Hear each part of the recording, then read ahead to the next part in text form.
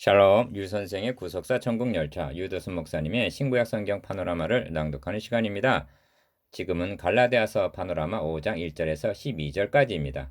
다시는 종의 멍에를 매지 말라. 요절은 1절. 그리스도께서 우리로 자유케 하려고 자유를 주셨으니 그러므로 굳세게 서서 다시는 종의 멍에를 매지 말라. 5장도 크게 두 문단으로 나눠 관찰하고자 합니다. 1절에서 12절, 13절에서 26절, 4장의 마지막 절에서 그런즉 형제들아 우리는 계집종의 자녀가 아니요 자유하는 여자의 자녀니라 하고 4장 31절 자유자임을 말씀한 바울은 5장에서 이를 받아서 그리스도께서 우리로 자유케 하려고 자유를 주셨으니 그러므로 굳세게 서서 다시는 종의 멍에를 매지 말라, 즉 자유를 지키라는 문맥입니다. 그러므로 이 문단 1절에서 12절까지의 중심 주제는 다시는 종의 멍에를 매지 말라가 될 수가 있습니다.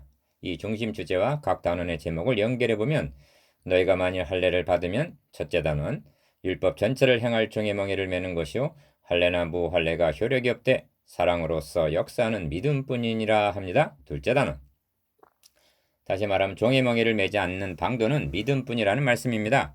이를 두 단원으로 나누어 상고하겠습니다. 첫째 단원 1절에서 4절 너희가 만일 할례를 받으면, 둘째 단원 5절에서 12절 사랑으로서 역사하는 믿음뿐이니라. 첫째 단원 1절에서 4절 너희가 만일 할례를 받으면, 보라나 바울은 너희에게 말하노니 너희가 만일 할례를 받으면 그리스도께서 너희에게 아무 유익이 없으리라. 2절 1.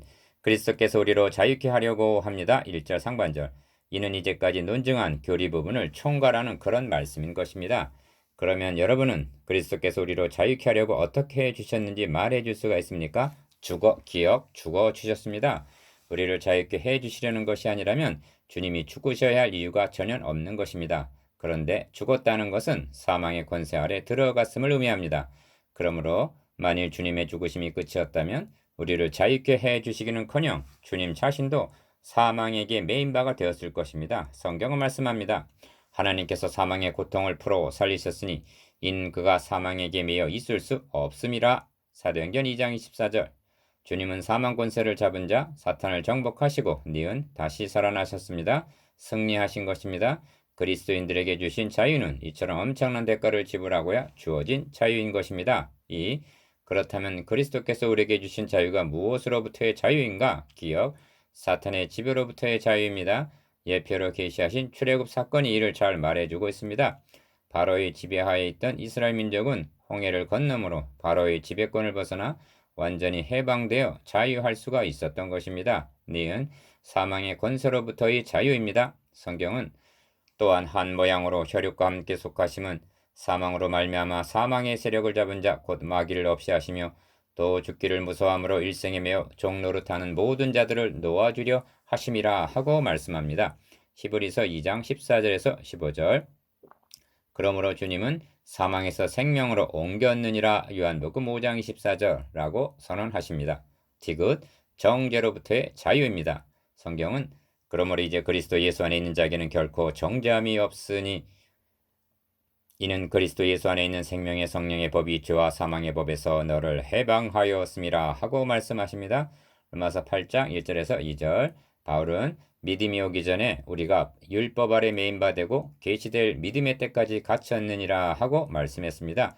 갈라디아서 3장 23절 이 매임에서 벗어났고 이 갇힘에서 해방된 자유인 것입니다. 3. 그러므로 굳세게 서서 합니다. 1절 중반절 기억 굳세게라는 말은 엄청난 대가를 지불하고 하나님의 아들 죽으심 우리에게 주신 자유를 박탈하려는 어떠한 시도도 단호하게 거부하고 너에게 주신 자유를 굳세게 지키라는 그런 뜻입니다. 만일 이를 빼앗기가 되면 니은 다시 노예가 될 것이기 때문입니다. 4. 서서 합니다. 여기에 얼마나 중요한 의미가 있는지요. 바울이 서서라고 말씀한 것은 예사로운 말씀이 아닌 것입니다. 왜냐하면 우리는 서 있던 자들이 아니었습니다. 죄로 말미암아 넘어져 아주 죽었던 상태에 있었기 때문입니다. 그러므로 기어 어디에 서 있느냐가 문제입니다. 바울은 1장이나 2장에서 서서라는 말씀을 하고 있는 것이 아닙니다. 1장에서 4장까지 해서 하나님께서 예수 그리스도를 통하여 해주신 일, 다시 말하면 구약 성경을 통해서 언약하시고 예언하신 바를 때가 찬 경륜 가운데 아들을 보내셔서 성취하여 주신 복음의 진리를 증거한 후에 그러므로 굳세게 서서 하고 말씀하고 있는 것입니다. 그러므로 서서라는 말씀은 하나님의 언약 위에 서라는 말씀입니다. 복음의 진리 위에 굳세게 서라는 말씀인 것입니다. 니은 그리스도인들 가운데는 기사와 이적 위에 서 있고자 하는 사람들이 있습니다. 은사나 체험 위에 서 있고자 하는 사람들이 있는 것입니다. 5. 그러므로 믿음에는 기억, 굳세게 서 있는 믿음과 넘어져가는 믿음이 있을 수가 있는 것입니다. 형제들아 내가 너희에게 전한 복음을 너희로 알게 하노니 이는 너희가 받은 것이요 또 그 가운데 선 것이라 합니다. 고린도전서 15장 1절. 베드로는 내가 신실한 형제로 아는 실로아노로 말미암아 너에게 간단히 써서 권하고 이것이 하나님의 참된 은혜임을 증거하노니 너희는 이 은혜에 굳게 서라 합니다. 베드로전서 5장 12절. 니은 자유하지 못한 자는 서 있는 믿음이 아닙니다. 율법은 우리를 넘어뜨립니다. 그러나 복음은 우리를 일으켜 세우십니다. 은혜는 우리로 하여금 굳세게 서서 하나님의 은혜의 보좌 앞에 담대히 당당히 나아가게 해줍니다. 바울은 고린도 교회 형제들에게도 깨어 믿음에 굳게 서서 남자답게 강건하여라 하고 격려하고 있습니다. 고린도전서 16장 13절. 여러분의 믿음은 굳세게 서 있는 믿음입니까? 굳세게 서 있는 믿음과 넘어지는 믿음. 1. 다시는 종의 멍에를 매지 말라 하십니다. 1절 하반절. 사도 바울이 갈라디아서를 기록한 목적이 이 한마디를 하기 위해서라 해도 과언이 아닌 것입니다. 그런데 다시 종의 멍에 아래로 들어갈 수가 있단 말이냐 하고 탄식하는 것입니다. 그렇다면 종의 멍에란 무엇인가? 기억, 너희가 만일 할례를 받으면 한 2절 율법을 의미한다 하겠습니다. 그런데 4장 3절에서는 니은 이 세상 초등학문 아래 있어서 종노릇 하였더니 하고 4장 3절 초등학문이라고 말씀하고 있음을 주목해야만 하는 것입니다. 그러므로 현대교회에서 할례 자체를 주장하는 자가 없다고 해서 성도들에게 종의 멍에를 매는 일이 없다고 말할 수는 없는 것입니다. 이 뒤에 가서 상고하게 되겠습니다만 여기 중요한 요점이 있습니다. 바울은 6절에서 사랑으로서 역사하는 믿음뿐이니라 하고 말씀합니다. 무슨 뜻입니까?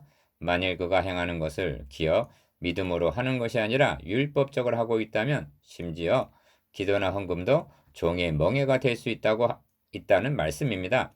바울은 한 걸음 더 나아가고 있는데 사랑으로 역사하는 믿음이라고 믿음의 사랑을 첨부하고 있습니다. 그가 행하는 것이 니은 사랑으로 행하고 있다면 다시 말하면 은혜에 감격하여 하고 있다면 심지어 남의 발을 씻기는 일이라도 그것은 멍에가 아니라 오직 사랑으로 종노릇하는 사랑의 역사가 된 것입니다. 바울은 선언합니다. 내가 모든 사람에게 자유하였으나 스스로 모든 사람에게 종이 된 것은 더 많은 사람을 얻고자 함이라. 율법 아래 있는 자들에게는 내가 율법 아래 있지 아니하나 율법 아래 있는 자같이 된 것은 율법 아래 있는 자들을 얻고자 함이요. 고린도전서 9장 19절에서 20절. 그러므로 종의 멍에가 교조주의적인 문제가 아니라 신학적인 문제라는 점입니다. 디귿 결론은 다시는 종의 멍에를 매지 않는 자는 오직 복음 진리에 굳게 서 있는 자뿐이라는 것입니다. 그러므로 말씀을 맡은 자는 성도들을 복음의 진리로 굳세게 서 있도록 세워주어야 할 책임을 맡은 자들인 것입니다. 그래서 성경의 순서는 하나님께서 아들을 통해서 해주신 일을 먼저 말씀한 후에 그러므로 형제들아 하고 실천 윤리를 말씀하고 있는 것입니다. 3. 너희가 만일 할례를 받으면 그리스도께서 너에게 아무 유익이 없으리라 합니다. 2절. 왜냐하면 그들은 주님께서 행해 주신 것을 믿는 기억, 믿음으로 사는 것을 의지하는 것이 아니라 자신들의 행함으로 사는 길을 3장 11절에서 12절 택했기 때문입니다. 그렇다면 주님께서 그들에게 의롭다함을 얻게 하시기 위해서 대신 저주를 받으신 것이 무슨 유익이 되겠느냐는 것입니다. 다만 그는 율법 전체를 행한 의무를 가진 자가 될 뿐이라는 말씀입니다. 3절 전체 의문 중에서 할례 하나만 지키면 구원을 얻는다고 말씀하고 있지 아니합니다. 이 율법을 행하는 자는 살리라 하고 3장 12절 전체를 지켜야 산다고 말씀하고 있기 때문입니다. 4. 그러므로 율법 안에서 의롭다함을 얻으려 하는 너희는 하고 4절 상반절 기어 다시 핵심적인 주제인 의롭다함이 어떻게 가능해질 수가 있는가 하는 칭의 교리로 돌아가고 있는 것입니다. 왜냐하면 첫 절에서 그러므로 굳세게 서서 했는데 굳세게 서일 수 있는 사람이란 칭의 교리에 서 있는 사람뿐이기 때문입니다. 그가 종이냐 자유자냐 하는 문제가 이 칭의 교리에 서 있는 여부에 달려 있는 것입니다. 이를 아랫게 루터는 그 교회가 서 있는 교회인가 넘어지는 교회인가 이 여부는 칭의 교리에 서 있는 여부를 알아보면 된다 하고 역설했던 것입니다. 니은 그럼에도 불구하고 이 진리를 소홀히 여기고 옆으로 밀어놓고 있는 것은 아닌가? 5. 원죄는 인류에게 두 가지를 박탈해 갔는데 하나는 빼앗아가고 다른 하나는 굴레를 씌운 것입니다. 첫째는 하나님과의 관계를 끊어지게 한 것이요. 둘째는 사탄의 노예로 사로잡은 것입니다. 그러므로 이들의 수고는 기어 하나님께 돌아가기 위해서 어떻게 의롭다함을 얻을 수가 있는가? 니은 사망의 권세를 잡은 자 사탄의 속박으로부터 어떻게 자유할 수가 있는가에 있는 것입니다. 그리스도께서 우리로 자유케 하려고 자유를 주셨으니 라는 말씀은 이 두 가지 수건을 해결해 주셨다는 뜻입니다. 그리고 그 해결 방법이란 오직 주님의 죽으시고 다시 살아나신 뿐이었다는 것입니다. 6. 이 두 가지 난제가 해결이 되었다는 뜻이 의롭다함을 얻음이라는 한 말씀 속에 함의되어 있는 것입니다. 의롭다함을 얻음으로 정죄에서 해방이 되었고 의롭다함을 얻음으로 하나님과 화목하게 된 것입니다. 다시 강조합니다만 이것을 가능케 한 것은 오직 주의 죽으심과 다시 사심을 통해서뿐이라는 점입니다. 칭의 교리는 이토록 엄청난 무게가 실려있는 말씀인 것입니다. 7. 그러므로 율법 안에서 의롭다함을 얻으려는 너희는 하고 4절 상반절 말씀하는 4절은 두 길 중에 하나를 선택하라는 결단을 촉구하는 말씀으로 다가옵니다. 기어 율법을 행함으로 의롭다함을 얻을 것인가? 아니면 니은 그리스도를 믿음으로 의롭다함을 얻을 것인가? 만일 율법 안에서 의롭다함을 얻으려 한다면 그것은 자기 행위로 의롭다함을 얻으려는 길을 택한 것이므로 그리스도와 은혜를 버린 것이 된다는 논리입니다. 갈라디아 교회가 범한 오류는 율법과 복음을 혼합하려는 데 있었던 것입니다. 그것은 둘을 다 소유하게 되는 것이 아니라 전부를 잃게 되는 것입니다. 8. 그러므로 율법에서 의롭다함을 얻으려는 너희는 기어 그리스도에게서 끊어지고 은혜에서 떨어진 자로다 합니다. 4절 하반절 이는 주님께서 내가 너를 지키지 아니하면 너가 나와 상관이 없느니라는 요한복음 13장 8절 그런 두려운 말씀인 것입니다.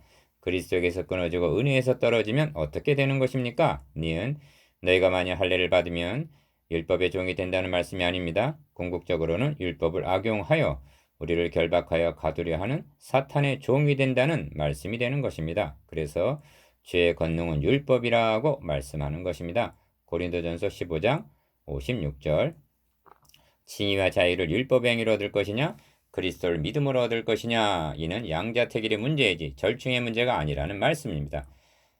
절충을 받아들인다는 것은 그리스도의 십자가 공로를 훼손하는 것이며 하나님의 은혜를 무효화시키는 결과를 가져오기 때문입니다.